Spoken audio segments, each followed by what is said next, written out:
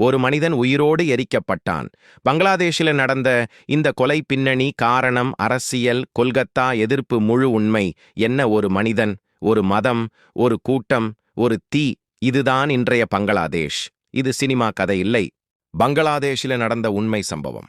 ஒரு மைனாரிட்டி நபர் கூட்டத்தால் தாக்கப்பட்டு தீ வைத்து கொலை செய்யப்பட்டார் என்ற தகவல் இந்தியாவையே, குறிப்பாக மேற்கு வங்காளம், கொல்கத்தாவை உலுக்கியது.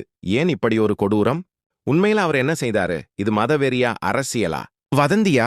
இந்தியா ஏன் கொதித்தது? என்ன நடந்தது?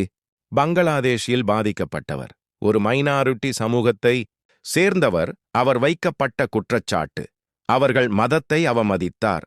மத அவமதிப்பு பேச்சு, சமூக வலைதள பதிவு.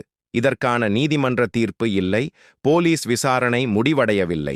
ஆனால் அதற்குள் கூட்டம் சட்டத்தை கையில் எடுத்தது. ஏன் இப்படிச் செய்தார்கள்? காரணம், பிளாஸ்பெமி குற்றச்சாட்டு, மத அவமதிப்பு.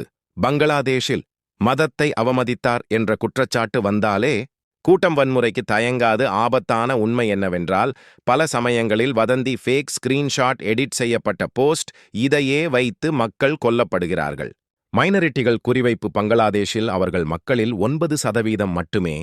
அரசியல் கலவரம் வந்தால் முதல் அடி வாங்குவது இவர்கள்தான். இது ஒரே சம்பவம் இல்லை. கடந்த ஆண்டுகளில் இவர்கள் வீடுகள், கோவில்கள், வியாபாரங்கள் பல முறை தாக்கப்பட்டுள்ளன. கூட்டத்திலே நடந்தது என்னவென்றால், ஒருவன் கத்தினான், அவன் தவறு செய்தான் என்று அடுத்தவன், அவனை அடிங்க. 10 பேர் சொன்னாங்க, அவனா? எரிங்கன்னு. சட்டம், மனிதநேயம், சிந்தனை அனைத்தும் கூட்டத்தில் மறைந்தது. எரித்துக் கொன்றது. ஏன் இந்த அளவுக்கு? இது சாதாரண கொலை இல்லை. எரித்துக் கொள்வது என்பது பயத்தை உருவாக்க, ஒரு சமூகத்துக்கு எச்சரிக்கை கொடுக்க, நீங்க இங்கே பாதுகாப்பில்லை என்று சொல்வதற்கான முறை. இதை ஹியூமன் ரைட்ஸ் அமைப்புகள் எக்ஸ்ட்ரீம் ஹேட் கிரைம் என்று குறிப்பிடுகின்றன. இந்த செய்தி இந்தியாவை எட்டியது. கொல்கத்தா வெடித்தது. ஏன் கொல்கத்தா? பங்களாதேஷ் எல்லை மாநிலம், கலாச்சாரம், மொழி உறவுகள் இணைந்த பகுதி. பங்களாதேஷ் மைனாரிட்டிஸ்க்கு இந்தியாவில் முதல் குரல் கொடுத்தது. கொல்கத்தாவில் நடந்தது என்ன? தெருவில் போராட்டம், மெழுகுவர்த்தி பேரணி, ஸ்டாப் கில்லிங் மினாரிட்டிஸ் இன் பங்களாதேஷ் கோஷம், இந்திய அரசை அழுத்தும் கோரிக்கை. பங்களாதேஷ் அரசு இதற்கு சொல்வது, சம்பவம் வருத்தத்துக்குரியது, விசாரணை நடக்கிறது, குற்றவாளிகள் தண்டிக்கப்படுவார்கள். ஆனால் கேள்வி என்ன இங்கென? இதற்கு முன் நடந்த பல சம்பவங்களில் எத்தனை பேருக்கு தண்டனை கொடுத்தார்கள்? இது ஒரு சம்பவமா?